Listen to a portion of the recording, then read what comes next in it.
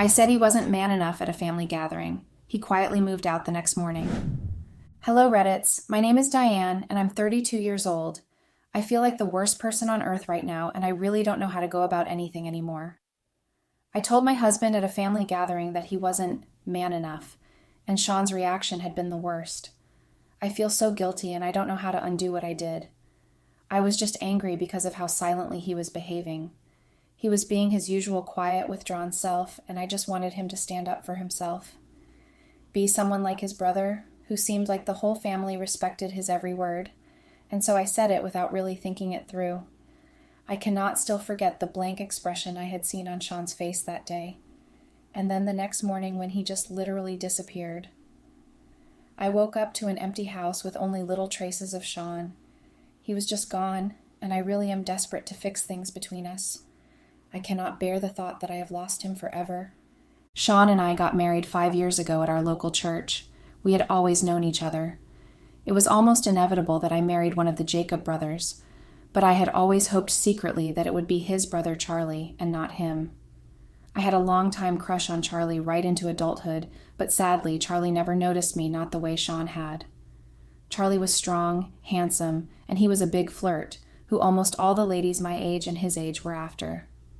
I liked him for a long time, and I only dated Sean to get close to Charlie, but then Charlie had moved away from the town against his parents' wishes to study in a different and faraway town.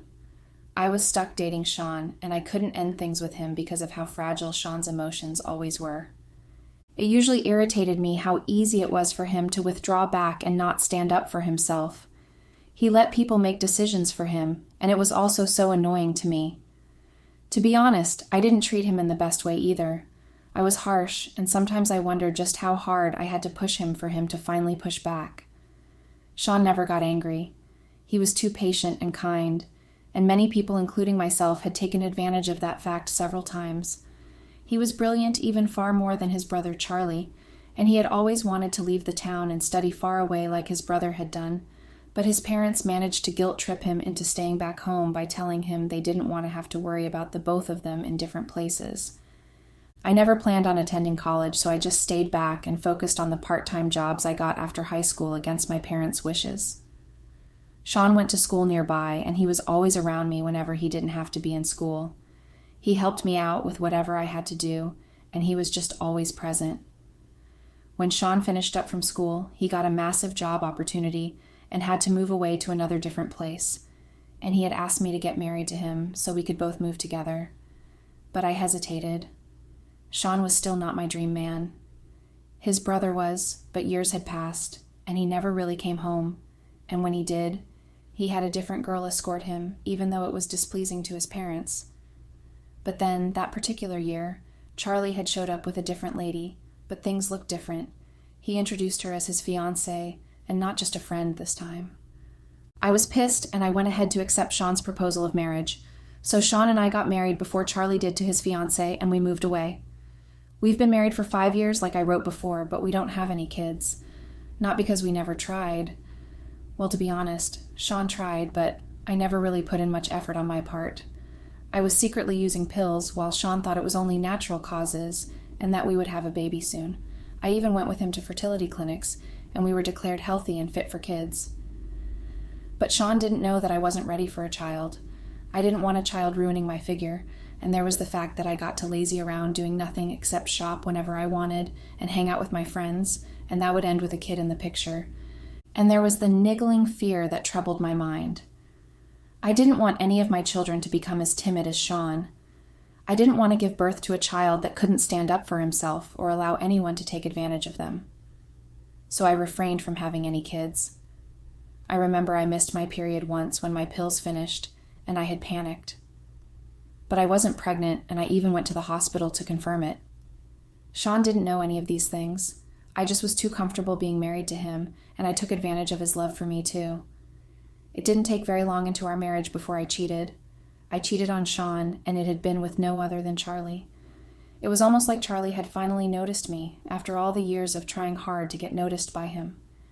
He was going through a divorce phase with his wife, and she had apparently thrown him out, so he came over to stay with us.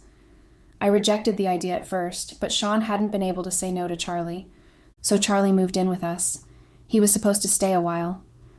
2 weeks was what he said, but then a month passed and Charlie was still around. Sean and I had lots of arguments about him. I didn't want Charlie around, and it was because he made me uncomfortable. I didn't like the way I felt around him. I guess I can say there were remnants of old feelings for him, especially because I liked him for so long. It didn't help matters that Charlie was always in my space. He was always trying to help me with something, even though I needed no assistance. After that 1 month had passed, Charlie and I got close. I became comfortable with him around, in fact, too comfortable. We always had things to talk about. We shared the same interest in movies and genre of songs. We disliked the same things and liked nearly the same things. We started eating together as one big family, and it pleased Sean greatly that I finally stopped nagging him to ask his brother to leave. Meanwhile, he didn't know that what was brewing behind his back was bigger. Charlie started acting even more close and a bit jealous. Whenever I went out, Charlie would ask me where and why I went there. He wanted to know when I would be back when I stepped out, and he always wanted to know everything about me. I thought of it as normal, even though it was weird, but I liked it. Sean never asked me those questions. He trusted me too much and never questioned me whenever I told him I had to be in some place. So seeing a man get jealous because I stepped out made me feel excited. The first time Charlie and I went further than just being family had been that night. I was home with Charlie, of course, and we were seeing a movie together. Sean had called that he got held up by work and would be back late. He always did that so that I didn't have to wait up for him and go to bed, not that I ever did really wait for him. I was always anxious about being alone in the house by myself at night, so I end up waiting for him to get back on days like that. But with Charlie around, I stopped waiting for him. But that evening, Charlie and I were watching a movie, and somehow I ended up in Charlie's arms, and we were cuddling, and then he kissed me. I didn't object, but I was too shocked to kiss him back at first, but Charlie continued until I found myself kissing him back. But we stopped after the first kiss, but that had only been because I heard Sean drive in. I didn't know what to make of our situation, and I laid in bed that night beside Sean thinking about it. My curiosity got the best of me, and when I noticed that Sean was deeply asleep, I went to meet Charlie in his room. I wanted to find out why he kissed me. Charlie was wide awake when I got to his room, and instead of asking the questions I came to ask, I found myself removing my nightgown and slipping into bed with him. There were no words between us. We just did it. We had sex that night once, but I remember feeling so exhilarated by it. It was different. It wasn't gentle like Sean's touch. This was rough, and there was no asking, just taking. I liked it. I liked it so much that instead of feeling guilty the next morning staring at Sean wearing his shoes when he was getting ready for work, all I could think of was a replay of what had happened. I know, I sound horrible right now, but that was just how I felt at that moment. It was like I was finally getting what I had always wanted at the expense of my marriage, though. When Sean left for work that day, Charlie and I had all day to repeat the experience again. We continued like that. We laughed at Sean behind his back, insulting how fragile he always looked, and how easy it was to deceive him. One time, he had seen me leaving Charlie's room in the morning, and when he asked, and I told him I couldn't wait till Charlie woke up to ask him about something, Sean said nothing. Charlie and I laughed about it later that day when I told him about it. We were taking advantage of him, and we knew it, but I couldn't even feel guilty about it. Charlie and I were together for about 3 months. When it was the 3rd month of him staying with us, Sean had asked him about his plans to leave, and I had angrily insulted him for trying to turn away his own brother when he clearly needed his help.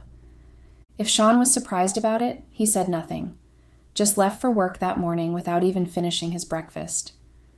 But then the 4th month, which was the 3rd month of Charlie and I sleeping together, Charlie had started to behave really oddly. He was starting to go out too much and spend more time out. He found excuses not to indulge in our activities together, and it made me suspicious. My suspicions were proven correct when Sean mentioned that he saw Charlie taking a lady out for lunch at a restaurant close to his workplace. I was so pissed, but I couldn't show it immediately, and since Charlie knew I couldn't express my anger there, he made some excuse and left the house before Sean did. He came back only when Sean had gotten back from work too, just to avoid me. But after 2 days of ignoring our talk, he eventually told me that he only did that because he wanted to throw Sean off our scent. He didn't want him suspecting us together, especially because we spent too much time together. He said she meant nothing to him and that he only did it for us, and I believed him. I shouldn't have. Charlie was good at manipulating, and he was really good at it, and I have always known that, so I shouldn't have believed him. But I wanted to hold on desperately to our relationship. I didn't want to let go. I liked what we had going, and I didn't want it to stop. And true to his words, Charlie went out less and spent time with me again after that, but it wasn't the same. Something had definitely shifted, and I knew he was cheating on him, but I couldn't complain too much. I had to stick to what I was getting from him. But Charlie wasn't the only one who changed. A month before the family gathering that we had, Sean had started to behave very differently. He dressed smarter and not his extra-large trousers. He was going to the gym, and he even had a different haircut. I couldn't pinpoint what was responsible for the change. For the first time, Sean was difficult to figure out. He didn't look the same even though his face didn't change. He was looking very different, or now that I think of it more, I think it was his eyes that looked different. The way he used to look at me had changed. I couldn't exactly tell what was going on. It wasn't like he stopped being timid, maybe to me, but he just was different. It made me start paying more attention to him than I ever did. And I tried to convince myself that the changes were for me, so I noticed him, and I actually did. I noticed him very well. But then my attention was again caught by Charlie, who decided to move out. He said he was tired of having to share his space, and he wanted somewhere he could freely have sex with me without having to look behind him all the time. I agreed with him, and I gave him the money to rent an apartment. I even bought all the furniture that he needed there. I thought it would even be better when we got to have sex without fear of being caught. But Charlie paid even less attention to me once he moved to the apartment I rented for him. He was either too busy or wasn't always home any time I came around. He hung out with his friends instead of me. It made me really frustrated, and I didn't know what to do anymore. And the shocking thing happened when I finally decided to visit Charlie one day without letting him know. I had already called him to ask if he was going to be home, and he lied to me that he had a job interview. But I decided to go anyway. I got the shock of my life when I arrived at Charlie's apartment and rang the doorbell, and then it was opened by a lady who was wearing nothing but his shirt. She thought it was the delivery man delivering their food, and she asked me who I was. Charlie came out in only his boxers after her asking if it was the delivery guy, and when he saw me, he quickly pushed me out the door and locked the door behind him. I felt really betrayed, but I couldn't make a scene, and Charlie knew that, of course. He begged me to leave. He told me that he loved the lady and wanted to marry her, and he didn't want me to ruin things for him. I left his place feeling really angry and bitter. I literally paid for that apartment, and he thought he could outsmart me by cheating on me with another woman. But despite my anger, there was no one I could tell or explain what was wrong. I had to pretend like everything was fine to avoid raising suspicions. Not that Sean would notice, since he was spending less and less time too. But I didn't even suspect anything other than work. I knew there was no way Sean could be cheating on me. He loved me, and it was obvious. Well, so I thought. I thought I was the one playing a game against life and winning. I never thought that life had a winning card right under the table waiting to strike. Because that day came, and the terrible days after that, my mother-in-law, who loved me like her own daughter, had called me. She wanted to have a family gathering for Christmas Eve, and she had also invited my family too. She wanted everyone to come over to our place. She said it would give them the opportunity to actually visit us again instead of us coming home every time. She didn't give me any chance to argue with her, so I had no choice but to accept the intrusion in our home on Christmas Eve, which I had planned to spend having a spa treatment. She called me a week before that day, so I had to start planning a party for about 8 to 10 people. It was stressful, especially because Sean wasn't home to help. He left everything to me, and it just made me more angry at him. Everyone arrived one day to the party, and the house was really full with people. Sean and Charlie didn't make an appearance until the dinner was planned for the evening of the Christmas Eve, though, but I thought everything was fine, except my irritation at Charlie. He brought home that girl, the one I had seen at his apartment that day, and he had introduced her to his mom as his girlfriend. And throughout the dinner, he kept avoiding looking at me. I was really pissed. And then something really weird happened. Their mom had expressed her displeasure at having both sons so far away, and then she suggested that Charlie and Sean move back home.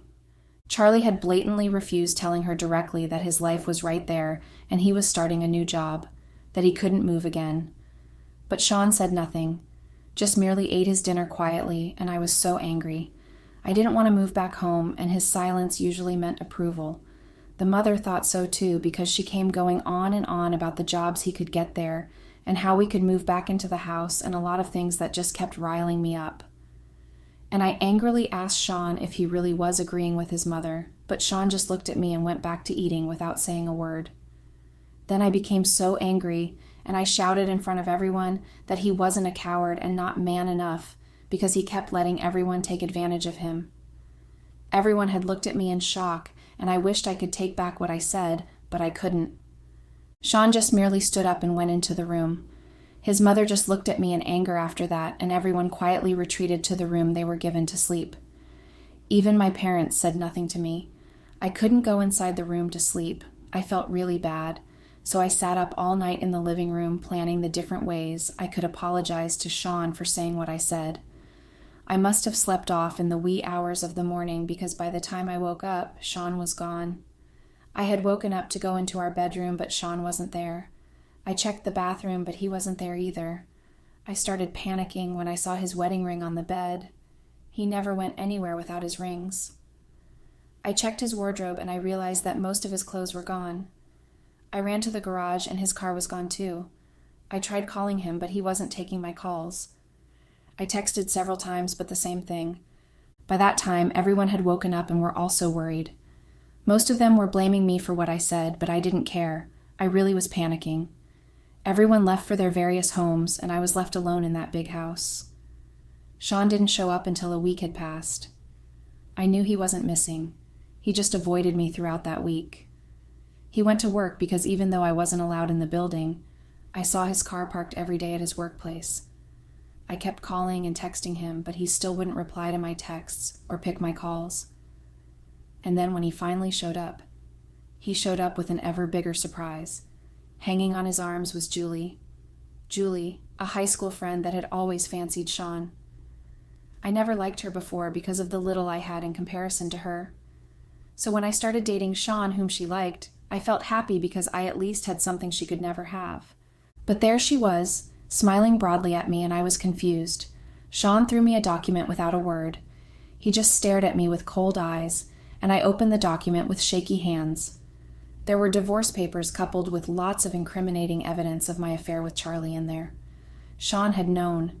He had known that I was cheating on him, and he silently wanted his revenge. He told me that our families probably already had an e-copy of the evidence of my affair reaching them at that time. He also told me my lover, his brother, was probably also getting fired at his workplace, and he also sent the copies to his new girlfriend and ex-wife too. I was so shocked I could barely breathe. I just stared at Sean, who looked completely like a different person.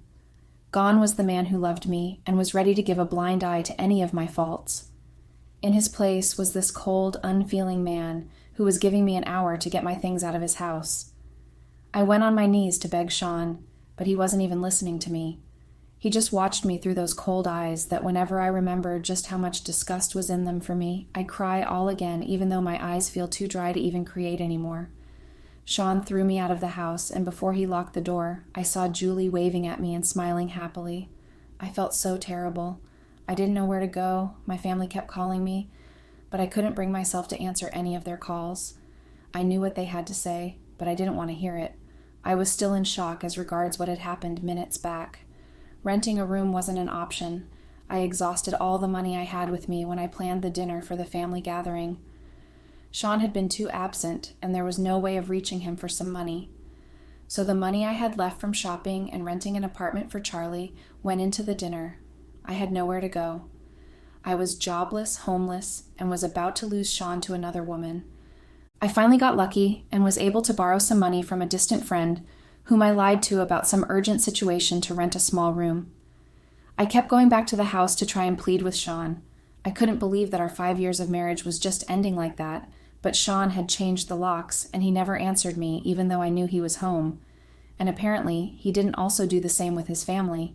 He had probably cut everyone off because his mom had sent me threatening texts saying that it was all my fault, and if she never got to see Sean again because of me, she would ruin me. Her threats didn't frighten me, though. Losing Sean did that more than anything else. And I became more frightened after a week of going back and forth to the house just to see Sean and beg for forgiveness, and I found out he's moved out completely. He didn't just move out, but put the house up for sale. Nobody knew where he was. His friends who knew were too disgusted by me to reveal anything to me. His mom didn't know, too, and apparently Charlie, too. His rent had expired, and he had no means, so he was out on the street. His mother wouldn't let him in her house, not after the evidence of our affair had gotten to her. Everything's just so messed up. Sean is nowhere near me. I don't know how to reach him. He still wouldn't reply to my text, even though I know he receives them and reads them. He's torturing me, and I feel so tortured. My life is such a mess right now without Sean in it, and I don't know how to move past this. The crazy thing is, it's barely a month in, and it feels so awful. I wonder if there's some way to even get by this feeling of guilt and regrets that seems to plague my every day and my every thoughts, this feeling of emptiness that never goes away. I wonder if there's a way to undo the damage I've caused, if there's a way to go back in time and undo my wrongs. Update. Hello, Reddits. It's been 3 additional weeks since Sean threw me out and left, and I wish I could say that things have gotten better. I wish I could tell you how Sean eventually replied to my texts, and how he's leaning towards forgiveness, how he's not revealed where he is to me, but still we've been communicating and he's responding well to my texts now. I wish I could tell you that I have hope that things are going to work out between us and that we're going to get back together eventually. Maybe not now, but in some months, perhaps a year or maybe even years. But that would be the worst lie I could ever tell, no matter how desperately I wish it to be true. Life has not been the same since that day, and I can tell you that it has become even more awful than it was since my last post. I still do not know where Sean is. I've become a desperate woman who now stalks social media to see something, anything about him, new information, or perhaps where he stayed now, something, and I finally did get something. I got something, and it sucked the life out of me.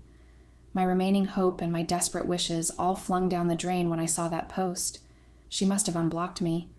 I never see her post before. Julie. She posted a picture. No words attached or anything. Sean was it. He was looking so different, like a different man. He had tanned arms, and they were bulging slightly with muscles, and he had his arms around her. It looked like he just finished at the gym. They both looked like that, and she had taken a picture with them facing a mirror. She was smiling, and he was also smiling too.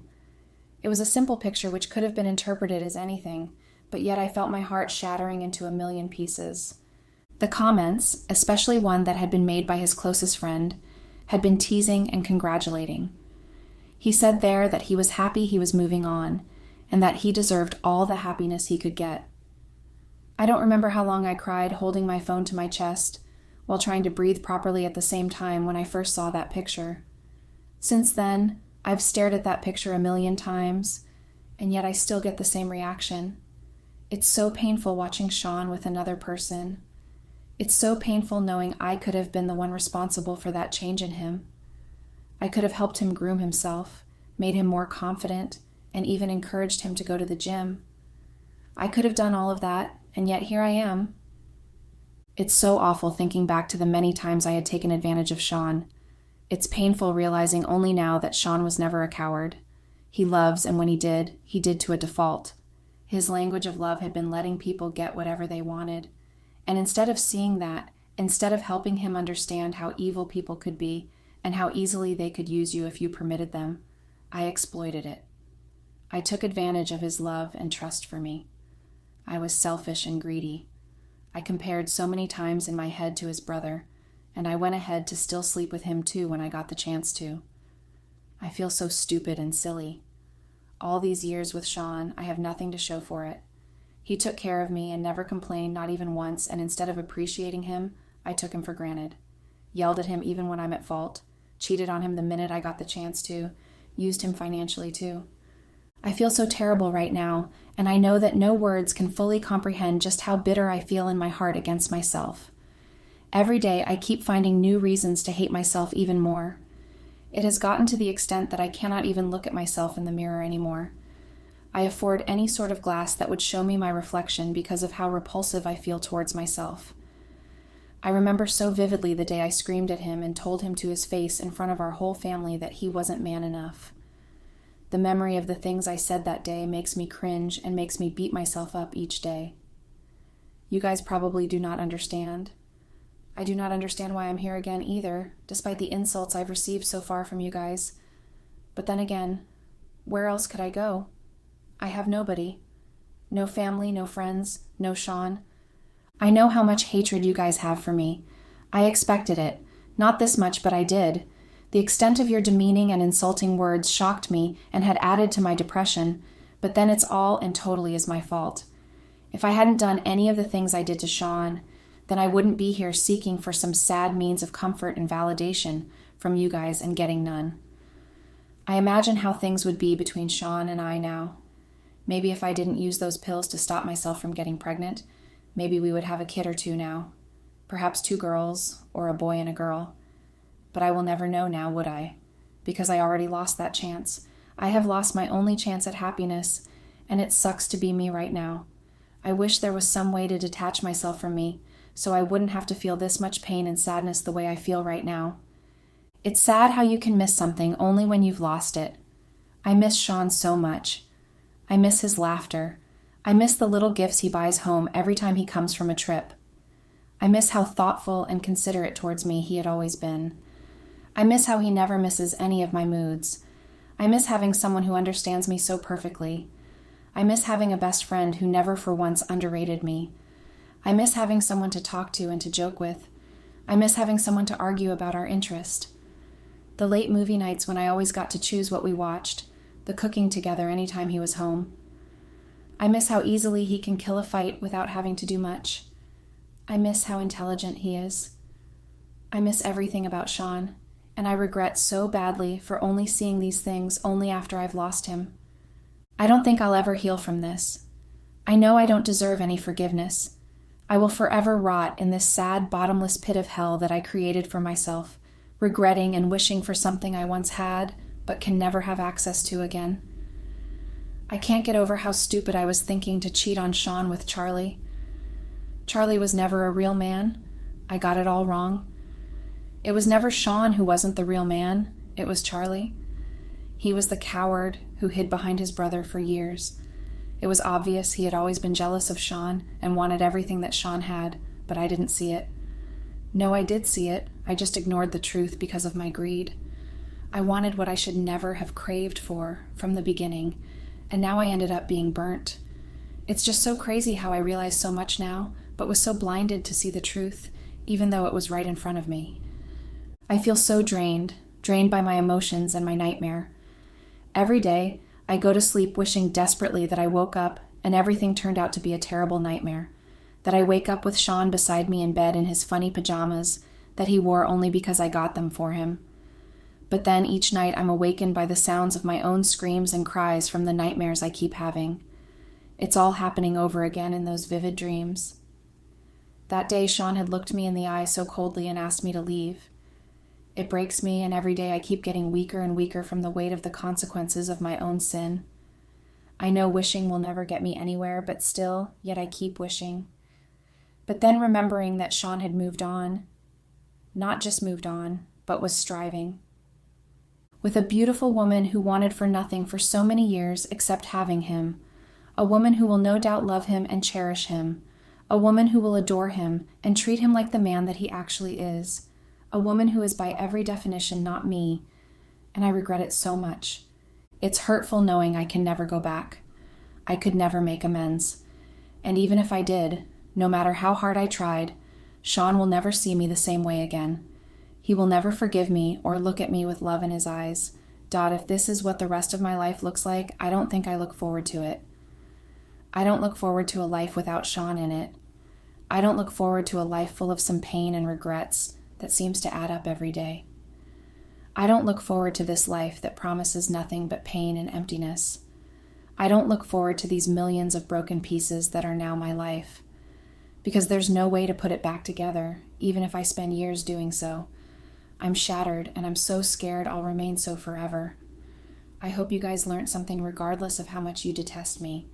If nothing, learn to hold on to that special person in your life and not let them go like I have and now stuck with so many regrets. Thanks and goodbye.